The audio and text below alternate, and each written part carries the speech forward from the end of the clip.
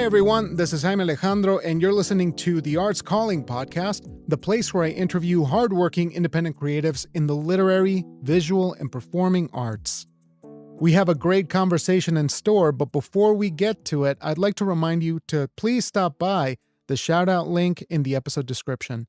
Every week, we have a brand new project from a previous guest of the podcast, friends of the show, and just all around interesting things going on in the independent world of literature, the visual arts, and the performing arts. So there's a lot of fun stuff to discover there. Do yourself a favor and check out some new independent work. Now, with that out of the way, let me introduce you to this week's guest. Today, I am delighted to bring back to the show playwright extraordinaire Sarah Congress. Sarah is an award-winning playwright and screenwriter. Her play, Melting, was just selected to be produced this October at Siena College for their Climate Justice Play series. She co-wrote the screenplay, I Can't Hear You, which won Best Comedy in the 2024 Jersey Shore Film Festival and second place in the AP in 3 Film Challenge in Asbury Park. Her comedy, Overdose, won second place for Best Short in the 2023 Downtown Urban Arts Festival at Playwrights Horizons. She teaches playwriting and screenwriting and works part-time for the Dean's Office at Columbia University School of the Arts. Learn more about Sarah at sarahcongress.com. Well, folks, I got to tell you, you're in for a treat. It was such a pleasure to catch up with Sarah once again about all things playwriting. But of course, we also discuss going the screenwriting route as she has some experience in that field as well. And one more thing, do yourself a favor and stop by the episode description so that you can check out Sarah's upcoming playwriting workshops. She has 3 amazing workshops coming up. The first one about writing 10-minute plays, the second based around intuitive writing, and the last one is about humor writing. And these are areas of expertise of hers that you're just going to want to stop by and learn from her in person or virtually. Again, check out the links in the episode description. And I got to tell you, this was a blast to catch up. So with that out of the way, let's give Sarah a call.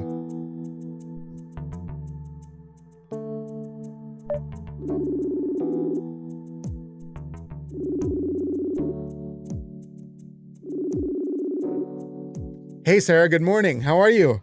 Good morning. How are you doing? I'm doing awesome. I got my coffee. I am ready to go and excited to catch up because it's been a little while, hasn't it? It has. Remind me what time zone you're calling from. I'm in the Mountain Time Zone, so I'm 2 hours early. Yeah. So it's kind 8 of early there. today. It's 8 a.m. Yeah, so it's a nice and cool morning, and I'm loving it. I'm ready for this fall. Definitely You're very dedicated to be 8 a.m. and like, let's start.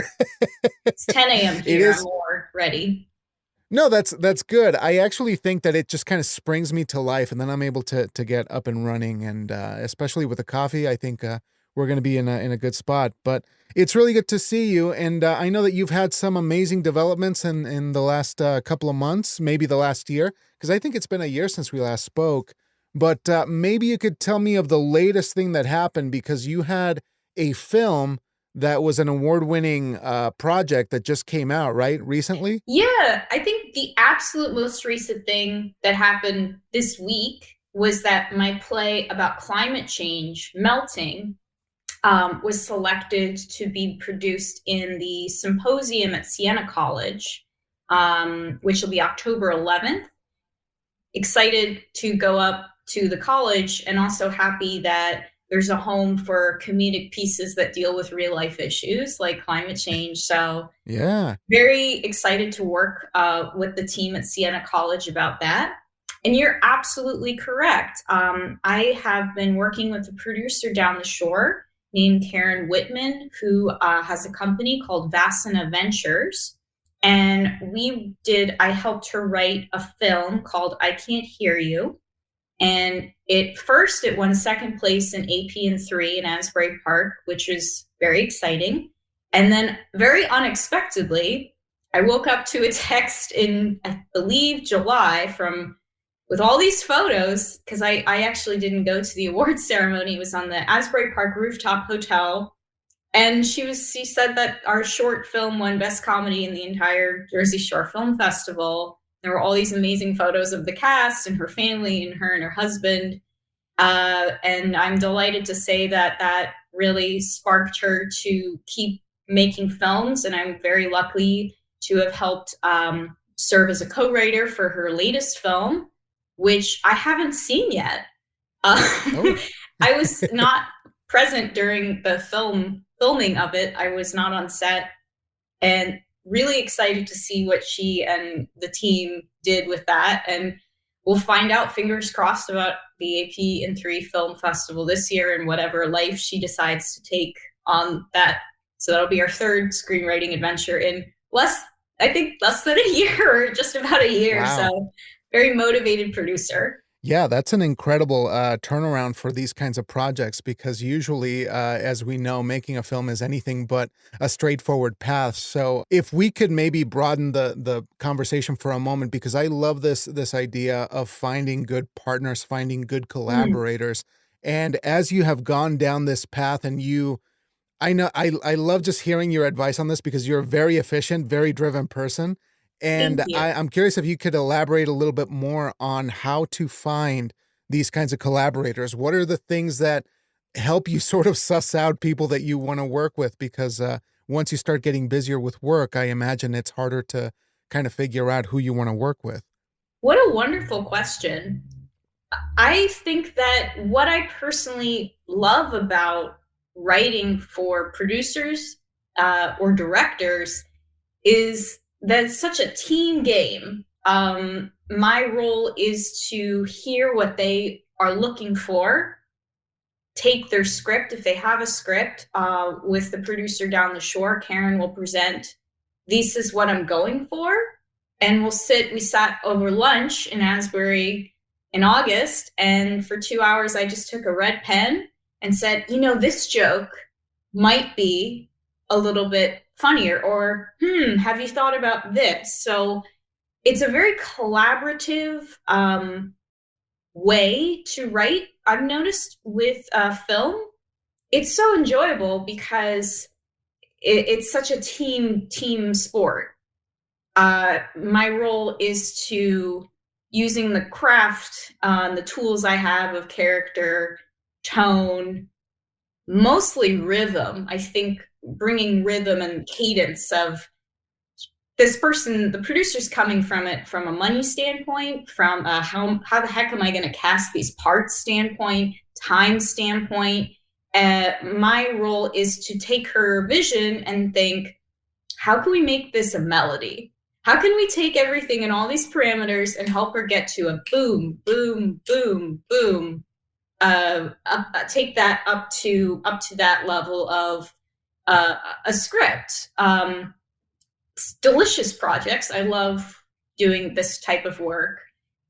In my playwriting career, I'm really so lucky to have a wonderful director. I'm going to give him a shout out, James Bosley, who's, you Google him, is a wonderful career and wonderful working playwright, and also in the TV film world as well. He used to be the artistic director at Up Theater, and he really pushed me to finish this play called Big Yikes, which was about the pandemic, and difficult for me to write because I felt I wanted to write something similar to the climate change play, Melting. We need to heal. Laughter can help heal. So how do I take a very uncomfortable few years? It talks about the insurrection. It talks about the pandemic, a young doctor who's training to be a doctor, so hopeful and full of excitement. Then she's a frontline worker. It's very sad, and it was hard for me to write. James Bosley would, be like, what happened to Act 2? I don't agree with this. Like, rewrite this. And I'm very lucky to have those types of relationships where no BS, like, Sarah, I expect more from you. It keeps you motivated. These connections didn't happen overnight. They were people that there's something, you have a similar sense of humor, similar work style. I prefer to be led. I'm not a leader. I prefer someone saying, we need this, and then helping them achieve that, versus I have an idea for a play. I don't think I really ever have an idea for a film or a play. I just am like, well, what are we working with? That's why the 10-minute play contests are great. We need a 4-minute character piece about a refrigerator. I got you. Tell me what you need. So I hope, did that answer your question about Absolutely. collaborators? Yeah, because I think it's an ebb and flow of inspiration and collaboration. It's just an ongoing cycle, but to have the moving parts that are collaborators, it seems like it's something that doesn't happen overnight, as you said. So I think that's sort of the key component is these are people that slowly but surely you started making your way into their artistic life, and now it seems like it's blossoming in a whole bunch of different ways, right? Thank you. Definitely did not happen overnight.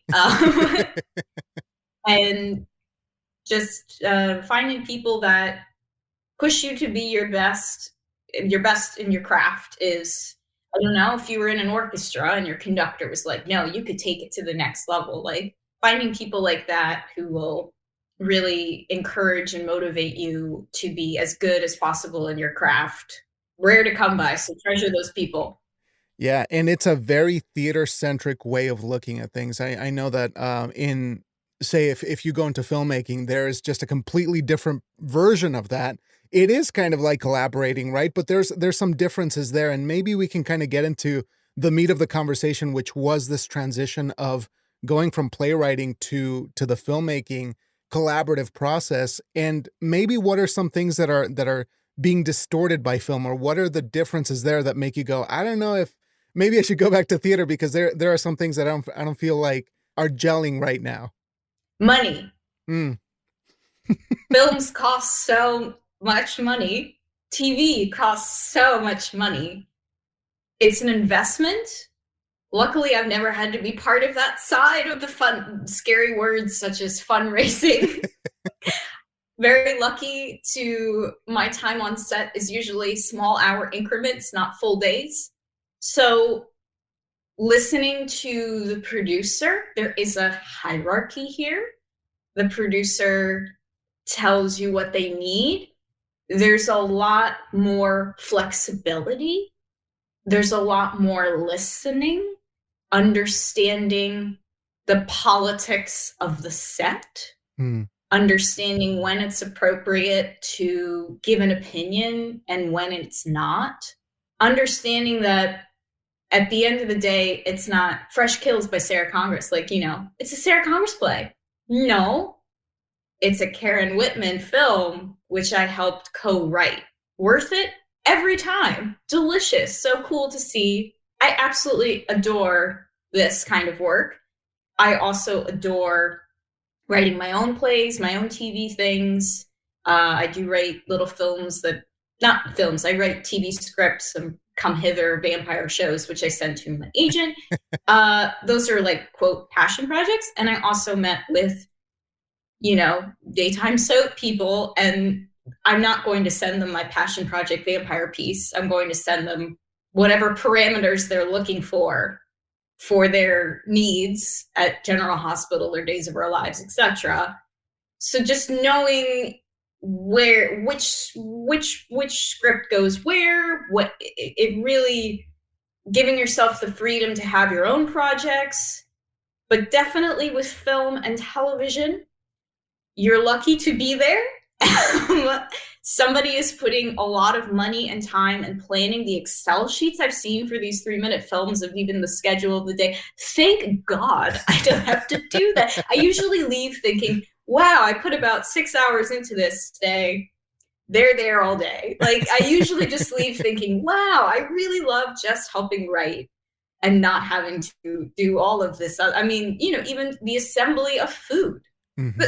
Yeah, yeah. Well, there's children in the film. They need a break. People coordinating the breaks for the children. It's absolutely insane. And I've only delicately dipped my toes into the short film world 3 times this past year, and a little bit of like log line and pitching momentum. Uh-huh. Yeah. It's an organization. It's a big thing. Absolutely. Yeah, but it seems like it does come in handy to have the skill set that you have, which is this ability to look at it like a business. I know that we talked in the past about how sometimes you just kind of have to set your ego aside and get to work, right? You can't be precious about Hmm.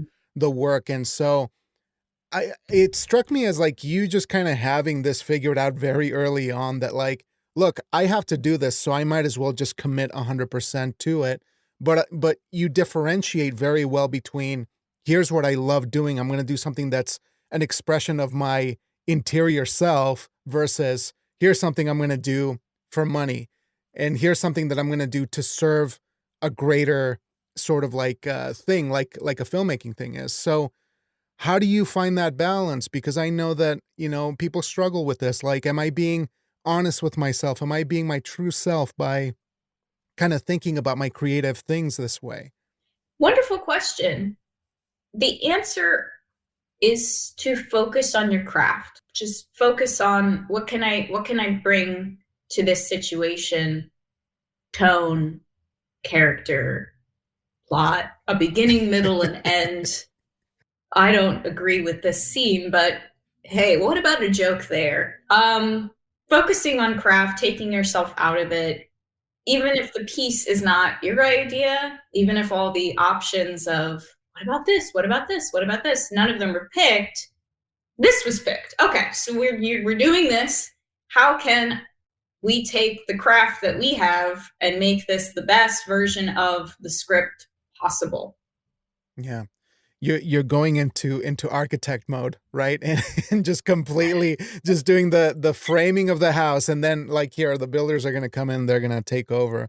But it's a great way to look. It's a team sport. Team Uh-huh. sport, really. Yeah. Team sport. And if you said, no, I want to make this film, then you have to go raise the money to make that film. But because I'm not being asked to do that side of anything, Uh-huh.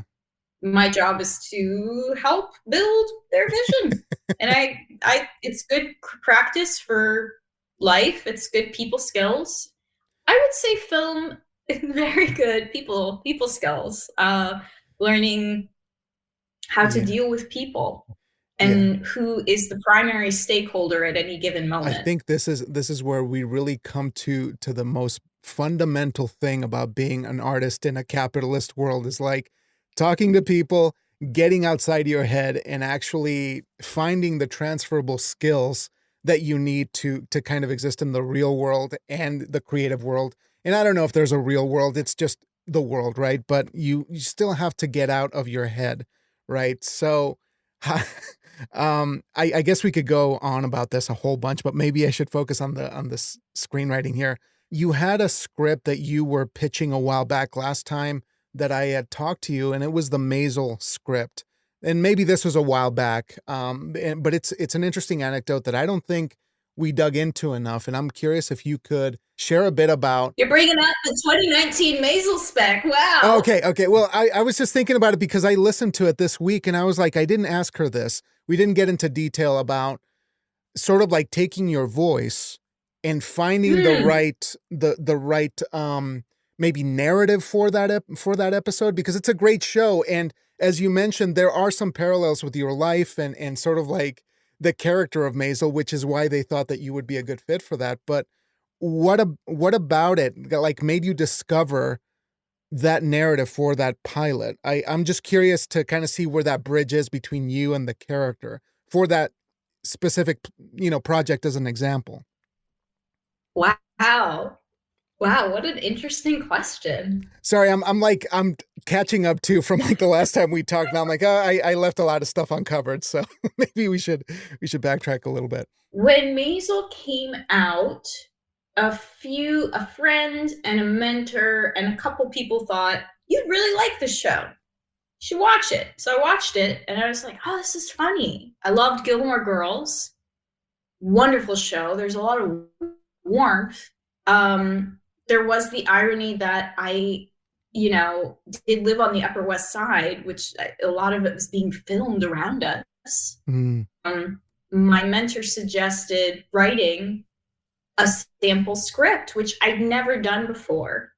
So I wrote an episode called Shabbat Blessings for the Baguette. Writing for characters that I'd already seen and heard was so much easier, to be honest. Mm. because it's if you said, can you write me a one-man show? I know what you sound like. We've met a few times. I know what your intonations, I'm not sure what the word is, but I know the rhythm. It's very musical, I think, when you're doing a spec. It's like, I know what notes they can hit. I know what notes to avoid. I know what plot lines they've done. So what if, the episode was more about Rose, and Rose gets her chance at that would be delicious to watch, because I can see the character and I can hear them saying this word. So I wrote the Maisel spec in probably 24 hours. I think I was really inspired and actually stayed up and finished it. The script was sent to Paradigm LA. I did take my first meeting. Goodness, I was nervous. I think I've never stopped being nervous since I called my mom after the meeting. I had half a quesadilla in my hand. It was very what happens next? And to be honest, nothing really happened next. It's just a great anecdote. And then I was sent to Paradigm, New York, where I was convinced Adrian Brody would be in the waiting room. He was not there. We've never met yet, but there's still time. And then they just stopped talking to me. So I just remember not being able to sleep, being very uncertain. And then after the whole ordeal, the pandemic came, and I had some downtime, as we all did, because I was fully working from home, which I still do to this day. Just, what was that? But mainly what it was that writing for particular voices can be easier in some cases. If you're writing for Fonzie, if you're writing for someone really well, if you're writing a show for your mother or your father, and you know what their voice sounds like, and you know the kinds of things that make them giggle and the kinds of things that scare them, it's really almost an easier way to write. It's very enjoyable. Highly recommend anyone write a spec for their favorite show. It's a very fun game. I'm glad you bring that up, because I did want to ask you why every playwright should write a spec script, why every playwright should have, that in their back pocket, not only as a business sort of thing, to kind of present in your back pocket just in case, but what are some things, maybe this is a two-part question. So why should everyone have a spec script in their back pocket just in case? And why should what can a playwright take away from writing a spec script back into the theater? I think a writer should only have a spec script around if they enjoy writing for other people. I think if you're the type of writer that has big visions, this is what I want. I've never been that writer. I just enjoy writing, writing for people. Right. I don't have my own big ideas, really. Writing just whatever. I just write. I'm just a stock writer. Really creative people who have big visions, want to make big things. Not sure if a spec's right, that perhaps they should be fundraising and making their vision and dream happen. Someone who is a playwright, loves to write, writes every day, wants to keep writing, wants to get better at their craft, wants to learn how to write for different voices, definitely have a spec around. Mainly it's a fun exercise. These things should be enjoyable. We're only doing them because they bring us pleasure. To me, writing the spec felt like playing with my Barbies as a child, like a scenario from Sabrina the Teenage Witch. It felt very, very similar. And then Sabrina comes in and says, "Duh!" To me, the playing with Barbies became just writing plays and whatnot. Always very pleasurable. So I don't think anyone should do it. There's diehard people that want to be producers and writers and work in television. Sure. But I can't speak from that because that's never been my goal. My goal was just really love writing, want to do it every day. That's a great plan to have, no matter what your creative dream is. I mean, just having a little bit of time to do it every single day. And that actually applies to the way that you see things, which I do appreciate too, is this idea of carving out your day to make sure that it sort of suits your long-term goals, but in like sort of like a day long serving, like what does your day look like? And Mm. like there's so many things I want to ask you about, that kind of preparation and like meditation and all these things. But we covered a lot of that. Maybe in a little bit. But I wanted to come back to this environmental play that you wrote. And maybe you can share a bit about the process behind putting this one together before it even reached the production stage. Like, what was the I guess the what were the embers of this project, and maybe we could try to use it as a way to learn more about your process. Wonderful question. I had a show last year in the International Human Rights Festival called Atlantic Pharmaceuticals. Had a wonderful experience with the International Human Rights Festival, so decided to write a piece for the International Human Rights Festival.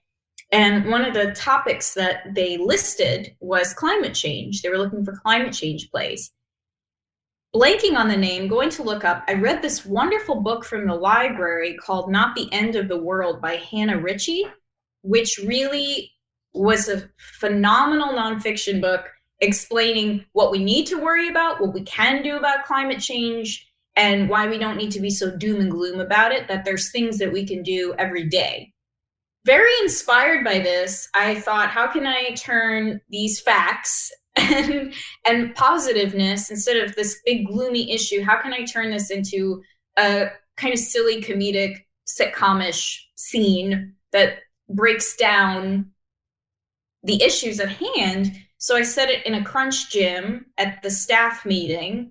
They all think they're going to talk about the fall schedule, and the gym trainer's like, no, we're going to talk about climate change.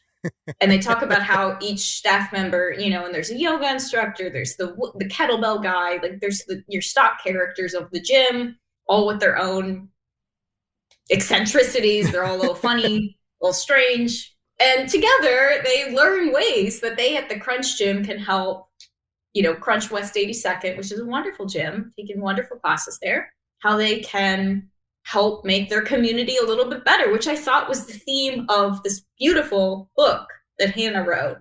So the first place I've heard from is the symposium at Siena College, because I haven't, the festival I wrote it for, I haven't heard back from yet.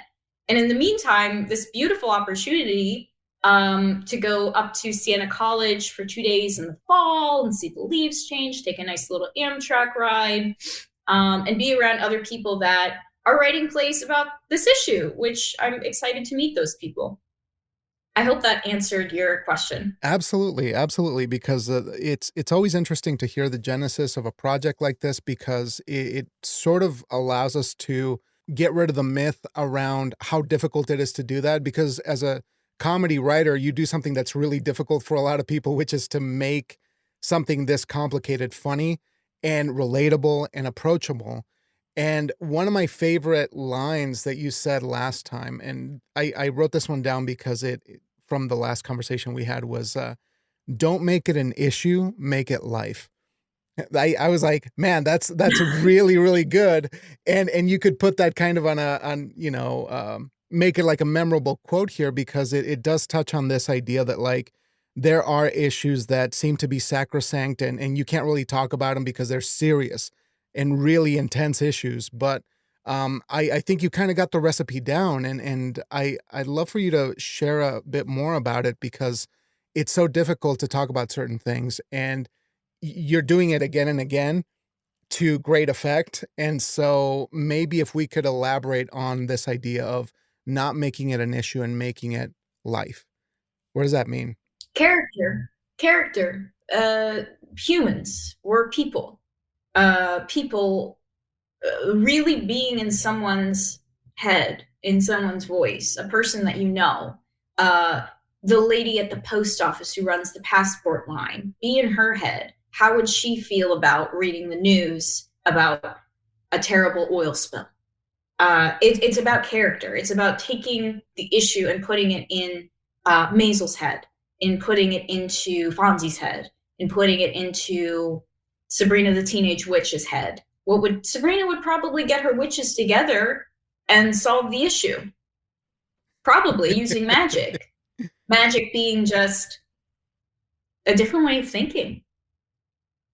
So how would Harry Potter deal with it if the Hogwarts became littered with an infestation of a new species of crabs that came because of the result of the oil spill? Like, just character is taking yourself out of it as much as possible, having characters, having empathy for people, for humanity, really takes some of these scary topics, because they are scary. They're scary when I read the New York Times Daily Briefing every day, taking them and making them through the lens of character. Yeah. Yeah. It's a great way to avoid the panic attacks. I might have to try that then, is just imagine, these nightmares sort of like unspooled through characters that make me feel comforted. But if we That's could, a wonderful idea. yeah, yeah, a good mental health exercise, actually. But can you tell me a bit about your coaching? Because we kind of covered it a little bit, but now it seems like you've done this for a while now, right? The coaching, you kind of. Yeah. And I can talk about these classes. I've started, Yeah. I do have individual writing coaching clients. The people I'm working with right now, a couple are fiction writers that just, they have a book, but they're interested in writing plays. Or turning their short story into a play. So I work with them. But this fall, I am a bit busy. I'm going to be teaching 3 group classes, which is something I've never done before. September 21st, the Hudson Valley Writers Center, which is an amazing organization, has asked me to teach a 4-hour workshop on writing a 10-minute play. I know that there are limited spots, and we have sold quite a few already. So I'm sure you can, we'll connect somehow so you get can all kinds of see links all in 3 there. courses. Yeah. And that's also entirely online, but it is starting to sell. Then I will be teaching a group class with the wonderful Freedom Rocks in my hometown of Asbury Park, because I'm a Jersey Shore girl. And that is a wonderful opportunity to take kind of the meditative practice of meditation, visualization, and we're going to be doing creative writing prompts together. And it's in a beautiful crystal gem shop that my good friend Danielle runs, and it's in town, which will be really fun, and that's in person. Then, very unexpectedly, I was asked by Project Right Now, which is a wonderful nonprofit in Red Bank. And I believe you saw I did a little silly reel about comedy writing with that. But that's going to be a 3-week class, also starting to sell seats. Seating is limited, on writing comedic. A lot of what we talked about today, which is how to write comedy and going into character, going into situations, going into what makes something quote unquote funny, which anything can be funny as long as you can see it in three-dimensional reality and you're writing the truth. So we're going to dive into that. So very unexpected. I feel like I had 1 class and then I had 3. So working on that. And I also, as always, work part-time for Columbia University, the Dean's Office at the School of the Arts, which if I ever think I'm doing well in my career, all I have to do is look at all the faculty that just win Pulitzers and have shows on Broadway to humble myself and keep me going. That's right. So that's awesome. Very nice balance. Very lucky. No, that's great to hear. It seems like you still nonetheless have a lot going on.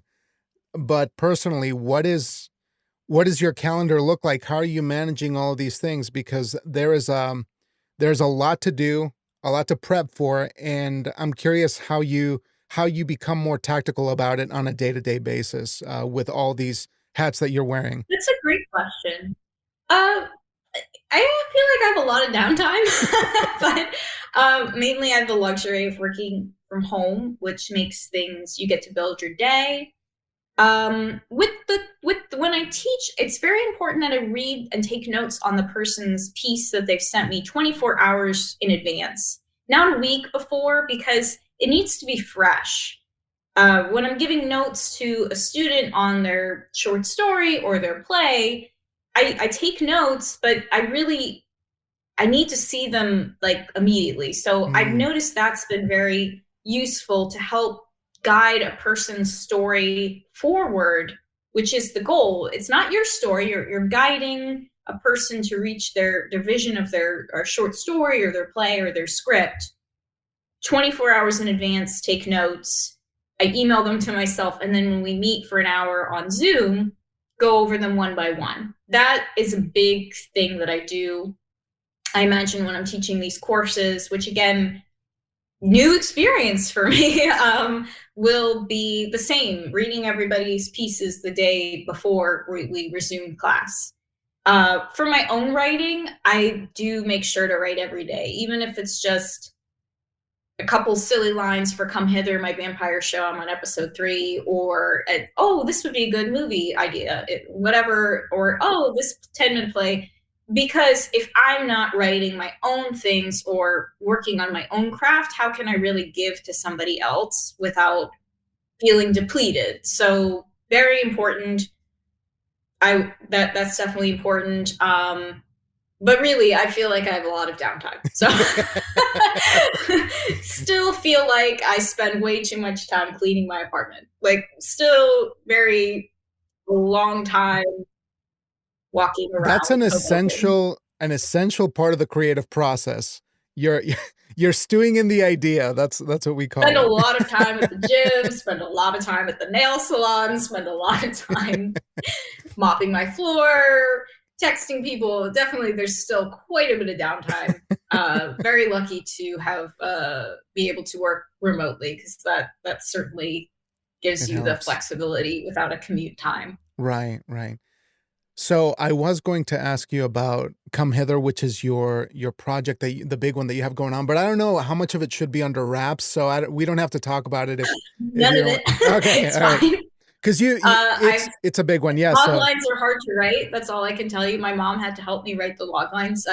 Probably the most difficult thing is when my agents asked for log lines, and I said, you can only send a sentence. So it's very, I would say, more than writing the pilot or the second episode, I was exciting to write. I wrote log lines for Big Yikes, my comedy about the pandemic, and I wrote a log line for Come Hither, my vampire show. And the hardest part of the whole process was the excitement when you get an email from your agent being like, can you send us log lines? And then the dread of, oh my goodness, I have to condense this entire plot and this entire piece into one catchy sentence. So went on Netflix, tried to read like little like catchphrases, and then literally went to my mom, who's an editor, and was like, I don't know, can you help me? And she helped me. So shout out to her. Yeah, it's amazing. You need a second opinion usually when you're coming down to those log lines. It's too much. It's too much to narrow down. How can you condense the world? Very useful though to have that description, because a lot of times when you're applying to, as you know, if you're like on NYC Blogspot, you're applying scripts places, just copy and paste that log line and like send it around in the description field. It's actually very, very helpful. It's a great exercise that I sometimes make my students do and never do myself, which should probably be changed, because wow, that's difficult. I really like, that was it. There was definitely a lot of struggle with that. It's hard. Yeah, that's definitely a skill to have in the toolkit, much like having that professional log line writer. That person would be a billionaire. Oh man. There's probably someone out there that just does this for a living. They're like, oh yeah, I got to read your entire thing and write a log line. Like, that person is the person to beat. Yeah, that person's going to be set for life. I have a feeling. That person's going to be set for life. That person would probably also have the skill set to like win Jeopardy every day. That's true. Like, that's true. Very, very specific skill set that I do not have. Yeah, we started watching Jeopardy again because we got some rabbit ears and we started getting the new episodes. And I'm like, how do these people do it? This is insane. I can't. Is Ryan Seacrest hosting now? Did I imagine? No, well, he's doing Wheel of Fortune. Something? I just found out. Like, I'm in the know now. He's doing Wheel of Fortune because Pat is retiring at the end of this month. So like we're in the transition period. And sorry, this has nothing to do with anything, but yeah, Jeopardy. Has everything to do with everything. Yes, I would watch Wheel of Fortune for Ryan Seacrest for sure. Yeah, well, your season is coming. Your Seacrest era is on its way. Very excited about that. I have two more questions here to be mindful of your time, but it's always great to hear from you and to learn some of your insights. But maybe we can talk about, lastly, to wind things down, some of the mental health and meditative aspects of your creative life, because it goes hand in hand with the way that you teach and the way that you write. And for those of the listeners who may not have heard the previous episode, I'd like you to maybe share some thoughts on that because it's so important. I think the way that you approach this, I really subscribe to some of those ideas too. Definitely fan of meditation. I'm not the only writer who will preach meditation at you. Yoga, exercise, eating well, eating mindfully, long walks in nature, positive podcasts. There's something to be said too about not, we're in kind of a doom and gloom era. Like we read a lot of like, oh, there's no, I mean, sometimes people will send you articles that say, why television writers is a dying career. Like, very negative, like there's no jobs, there's no money, there's no, I don't even read those. I just say, thank you for sending this. Because the point is we're creating our own paths and there's always a way, there's always somebody that you can work with. Like never doing things, going off the beaten path. There's nothing wrong with that. I would say the most helpful thing, and I see this with a lot of people, and I think my adventures in 2019 with Hollywood and my Maisel spec really knocked this out of me. Putting all your eggs in one basket, not a good idea for your mental health. Ever. Have a lot of pots on the stove. One of them will boil at some point, but a watch pot never boils. The experience I went through at age 28 in Hollywood with my Maisel spec was such a good lesson because I was not happy at that time. I was anxious. I was stressed. I had all my eggs in this Maisel spec basket and I wasn't enjoying my life. And I think since then, being very mindful about, I got lots of stuff going on. Let's just see what happens. Is a very healthy, and it was funny, I see a lot of people, they're like, I want this play to be published or produced or this, and I just say, why? Like, what is your goal for that? Why do you want that? Like, I wanted to be signed by Paradigm so badly. Yeah.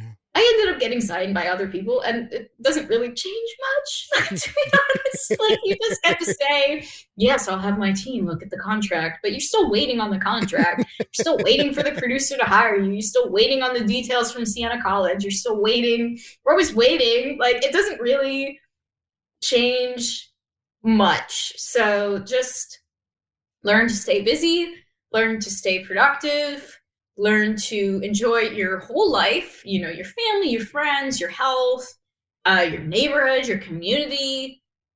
Nice, well-rounded life.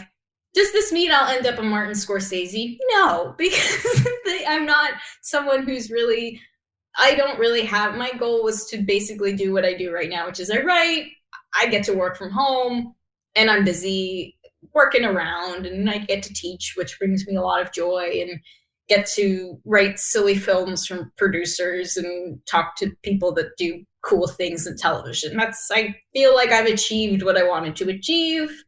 And I just am happy to be around and alive. So. That's the way to be. I feel like you answered my last question, which is a quality of life thing. I feel like a lot of us present, especially in the creative world, we present our best selves. We're always putting, like a lot of effort into the image of what is being put out there. But I've been asking lately, how people define a life well lived for themselves. I think you did a wonderful job of doing that.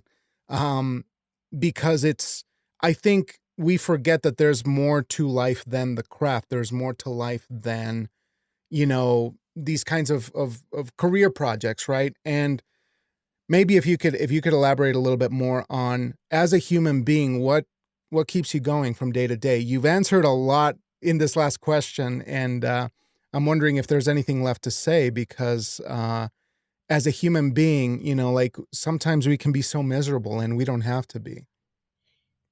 Connection, people, certainly. It's amazing how if you're in a bad mood, what going to a yoga class and chatting with a friend, how that can, thinking outside of yourself. I will be honest, this new venture, getting the climate change play done at Siena College, I feel like when I won that on Thursday, or found out that I'd won this little contest or was going to be included, made me feel really happy, because this play isn't about me. This play is about the world. And it's just kind of goes back to that Buddhist philosophy of happiness is peace. And when we're doing things not for ourselves, but for the world, we feel really good. It's a really beautiful way to feel. Watching my producer get some fame and do the AP3 like promo trailer for Asbury Park, I smile every time I watch that, because she achieved that and we all were there helping her along, and she did something really, really great, and she continues to do something great. But usually when we're in a mood, I'm so guilty of this too. I'm guilty of this all the time. Take yourself outside of yourself. What can you, and the climate change play was like really for the world. I wrote this just to give us all a little smile in the midst of something very existential and terrifying. Like, it's very, listening to any wonderful podcasts, Gabby Bernstein or Lewis Howes, these Aaron Dowdy, these wonderful, smart people that are talking to you for an hour every week because they care, and if that means it's a more simple life, I think simple is great. I think if I wasn't a writer, I totally would have been a doctor, and I totally probably would have fallen into like the psychology therapy area of life. And I became a playwright instead, a writer. And I feel like it's still a form of healing. It's still a form of, let's look at this scary thing through the lens of quirky characters to make this something that we can all talk about, whether it's divorce, death, a pandemic, the existential issue of climate change, which is a really big issue, the upcoming election, and just even the energy you can feel on the street of Hoboken about it. It's just, these are big things that are happening. Being able to be a writer that looks at these through the lens of quirky characters and silly situations to make things more digestible for the world gives me a sense of purpose. And the fact that I maybe made someone smile when they thought about like the dying oceans, that makes me feel at peace, which brings me happiness. That's a beautiful, profound note to end on. And I want to thank you for your time, Sarah. This has been amazing to catch up. And of course, I want to congratulate you. Yeah, congrats for all of these amazing developments that are happening. It's a lot of great stuff. And I hope that we get to chat again down the road. And I will post the episodes in the episode description. I'm going to put all the links to your upcoming workshops and things like that, so people can check them out. Thank you for all that you do, and for taking the time to interview creatives and share your story and their story with everyone. Well, it's a blast. It's helping me get out of my head too, so I appreciate that too. Yeah. No, Thank you for having me. It was a pleasure to be back. All right. Well, I will talk to you down the road on the internet, but I will let you enjoy the rest of your day. So thank you again, Sarah. Hope you have a good day. Thank you. Bye. Bye.